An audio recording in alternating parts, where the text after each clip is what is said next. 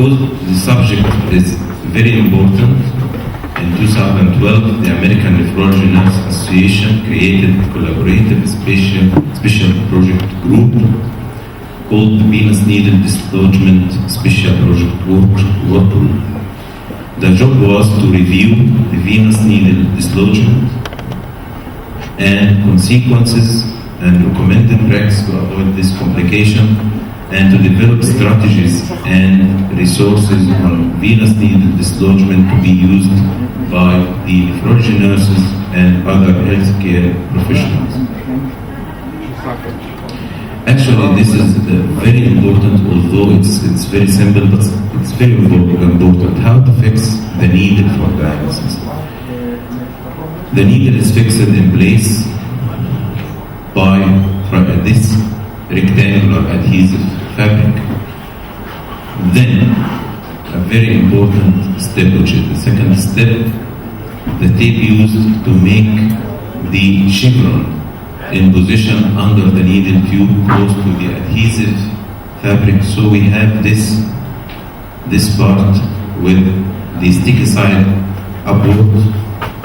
Then this is flipped up to have this end shape. This is very important to avoid needle dislodgement, and this is the ideal way to fix the dialysis needle. We have to follow these steps to avoid needle dislodgement. Awareness. We have to educate, we should have education materials for the staff, patients, and the care providers. The area around the vascular access should be cleaned and dry before cannulation. The blood line should be looped loosely to avoid traction on the needles causing dislodgement. And it's very necessary, if we need to reposition the needle, that we should use a new adhesive plasters, not use the old ones. And the vascular access and needle should be visible all the time during the dialysis session. This is very, very important. This is very important to keep the needles and the vascular access line exposed to detect early bleeding and to save the life of the patient. This is example for the catastrophic hemorrhage from infected fistula that necessitates tourniquet applications, and this is example for fatal retroperitoneal hematoma complicating femoral casta insertion. Now we'll move to the second catastrophe, air embolism. Although it's rare, but it's fatal, causing chest pain and dyspnea during hemodialysis. We can suspect it when we found foam in the venous blood line. This is an indicator for suspicion of air in the system, and disconnection of connecting caps and or blood lines can also lead to air embolism in patients being dialyzed with central venous catheters. The symptoms of air embolism depends on the position of the patient during dialysis. If the patient in the seated position, air tends to migrate to the cerebral venous system without entering the heart, leading to loss of consciousness and maybe fits. If the patient developed air embolism in the recumbent position, air tends to enter the heart and then the lungs, causing dyspnea, cough, and chest tightness. How to treat such catastrophe? Number one, clamping the venous line and stopping the blood pump. Then, positioning of the patient on the left side in the Trendelenburg position with his head tilted downwards. Cardiorespiratory support should be available, and administration of 100% even tracheal tube. And the most important aspect of air embolism is prevention by adequate function of the monitoring devices and alarms in the dialysis machine. These are some examples for the causes of pulmonary embolism, which could be caused by lacerations either in the syringe, like in this case, this is the heparin syringe with the lacerations, and this is the ciliatic tube which was used earlier in the dialysis through using the shunts. This is not used nowadays, but this were source for air embolism. And this is, as I said, the air embolism when the patient developed in the seated position. We can see that this is the upside, this is the air bubble here, and here in the cavernous side. So this patient is vulnerable to fits and loss of consciousness, which could be fatal. And this is a typical dramatic scenario for the patient who developed pulmonary embolism. Shortly after starting the hemodialysis, the patient began receiving hemodialysis treatment. His venous bloodline separated from the catheter. Shortly, the venous bloodline was clamped. The patient complained of shortness of breath, then increase in the respiratory rate, immediately placed on the left side, Trendelenburg position with 1 liter of oxygen per minute, and in spite of that, I transferred the patient immediately to the ICU. In spite of that, the patient dies. So this is the typical scenario for fatal pulmonary or air embolism. The third catastrophe is developing of hemolysis. Again, it's unusual, but it is potentially fatal.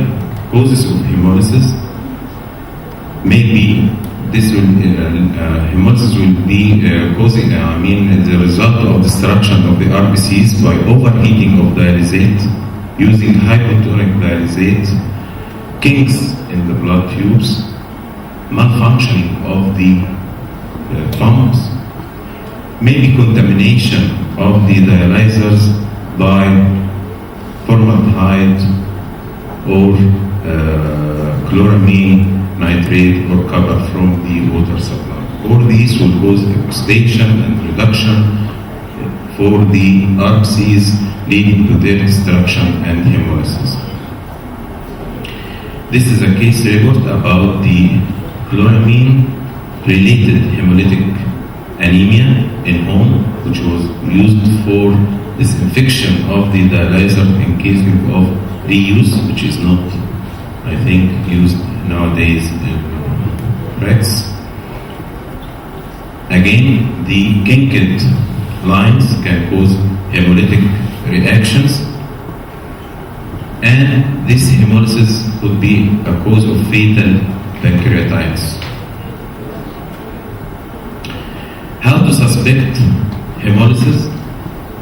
Chest pain, tiredness, abdominal and back pain, headache, nausea and malaise. All these are non-specific symptoms, but it should be considered if several patients in the unit complain from similar symptoms simultaneously.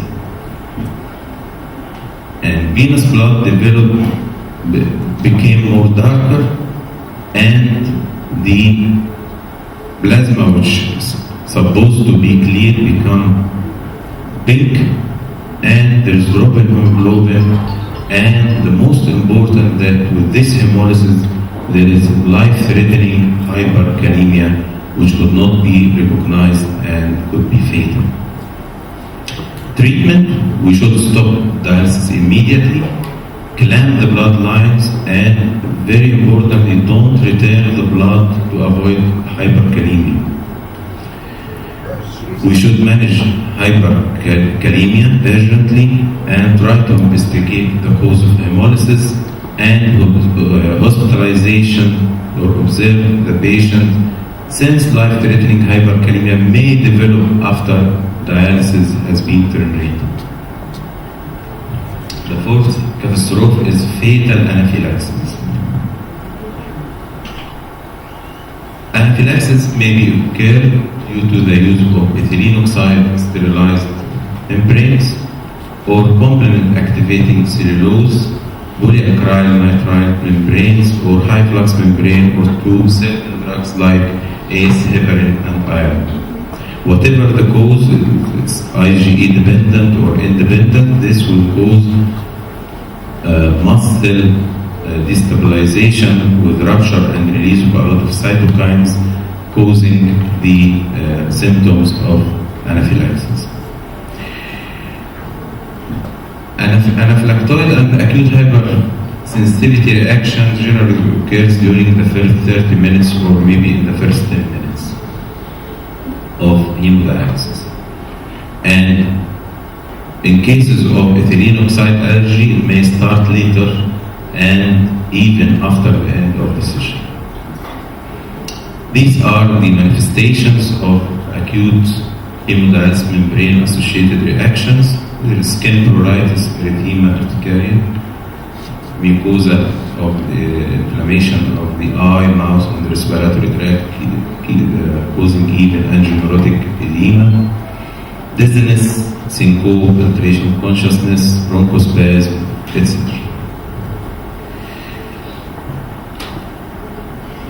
What is the management of fatal anaphylaxis?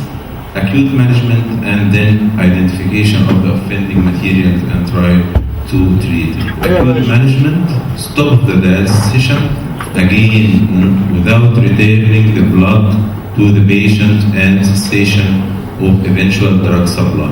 So in cases of hemolysis and anaphylaxis, don't return the blood to the patient again. Adequate, general and specific individualized procedures, and epinephrine should be administered to patients suffering from hypotension, shock, airway angioedema, or definite breathing difficulty. Antihistaminics, corticosteroids, beta-2 agonists in case of bronchospasm. Airway, breathing, circulation, level of consciousness should be assessed carefully. Then we try to identify the offending material by careful history taking of the patient and from the physician as well. And thorough revision of the medical records are mandatory for the proper diagnosis. We may use diagnostic methods like quantification of specific IgE or basophil activation, etc. However, these investigations should be postponed until 4 to 8 weeks after anaphylaxis episodes, because these cytokines may influence the test by medication used to treat the anaphylaxis. The last catastrophe is cardiac arrest and sudden death. Causes are extreme hypotension, electrolyte imbalance, especially hyperkalemia, development of arrhythmia, myocardial infarction, air embolism, and severe blood loss. If the arrest occurs immediately upon initiation of the dialysis, the cause is unknown, blood should not again be returned to the patient. The dialyzer should be checked.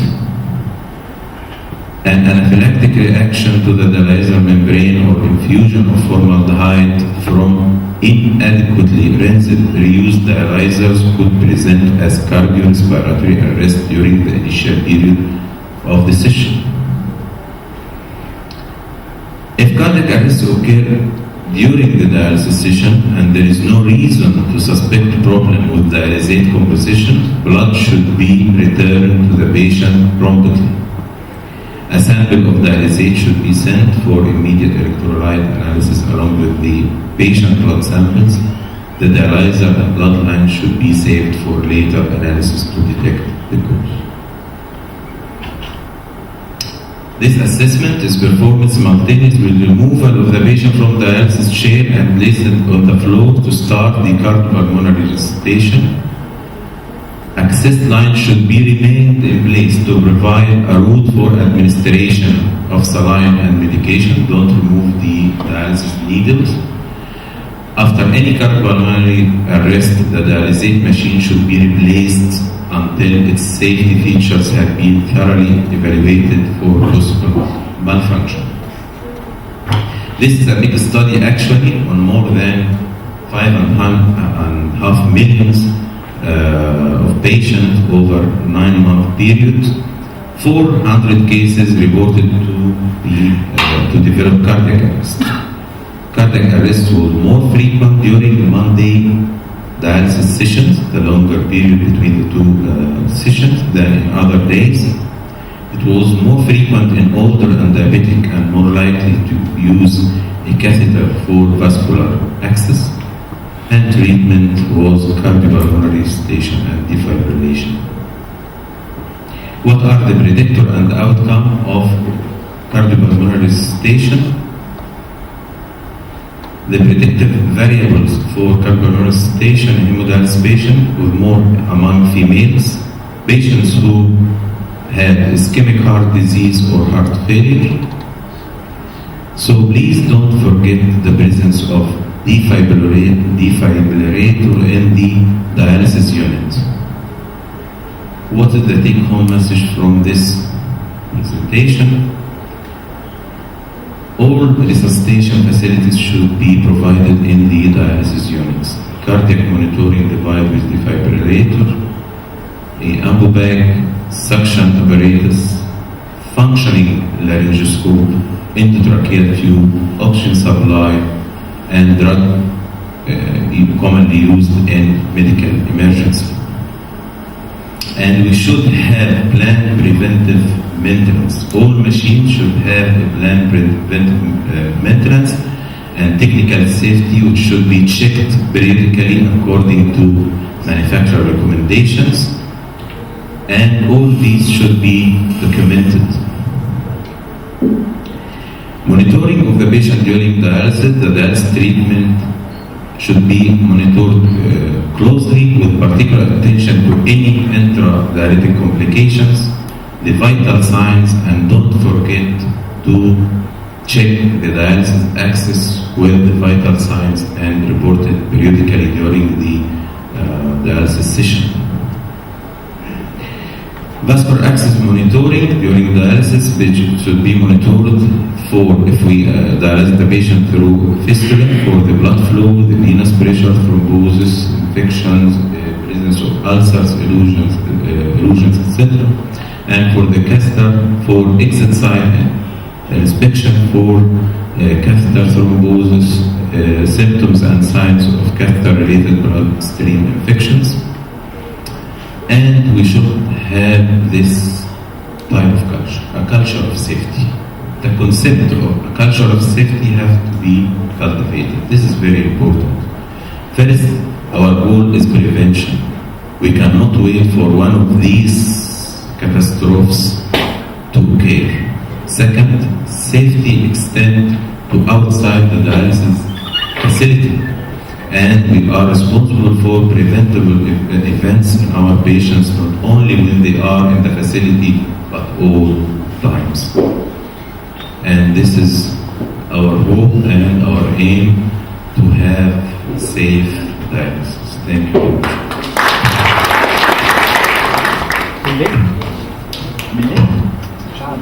Thank you, Professor Aymn, for this very informative and clear message. Very informative lecture and clear message.